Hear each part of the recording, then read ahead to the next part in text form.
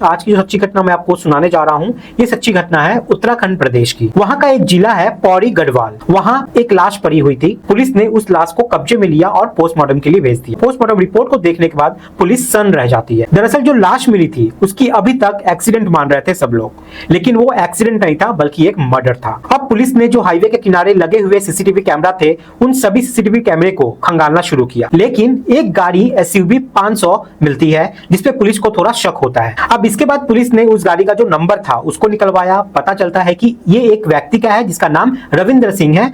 आखिरकार पुलिस उसके यहाँ पर संपर्क करती है घर वालों को कि हमें एक लाश मिली है। भाई राजेश ने पुलिस से मुलाकात की और लाश का फोटो जाकर देखा। फोटो देखने के बाद वो पहचान लिया कि ये तो मेरे भाई की ही लाश है, लेकिन इसकी हत्या क्यों हुई है, किसने की है, इसका जवाब उसके पास नहीं था। पुलिस ने जब और सीसीटीवी कैमरे को खंगालना शुरू किया तो पता चलता है कि उस SUV में साइड में एक महिला बैठी हुई थी। जब उसका फोटो दिखाया जाता है राजेश को, तो राजेश ने कहा कि ये तो मेरे भैया की यानी कि रविंद्र सिंह की दूसरी वाइफ है, नाम जिसका रीना सिंधु होता है। उम्र लगभग 33 से 34 साल के आसपास होती है। अब जब रीना से पुलिस पूछताछ करती है तो उसने सब के सब चीज यहाँ पे उगलना शुरू कर दिया। वो बताती है कि साल 2007 में रविंद्र सिंह का अपनी पहली पत्नी आशा से विवाद हो जाता है।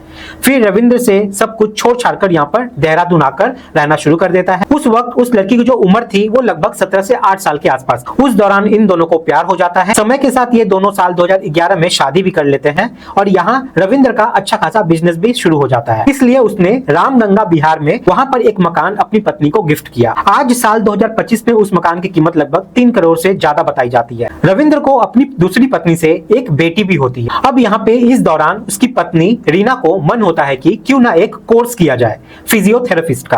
फिर फिजियोथेरेपिस्ट का कोर्स करने के बाद जो उसका 3 मंजिला मकान था, उसी मकान में उसने फिजियोथेरेपिस्ट का एक काम करना शुरू कर दिया। साथ ही उसने एक सैलून भी खुलवाया। इसी बीच में एक लड़का यहाँ पे आया करता था जिसका नाम पारितोष होता है। अब यहाँ आता था, मिलता था, बातचीत करता था।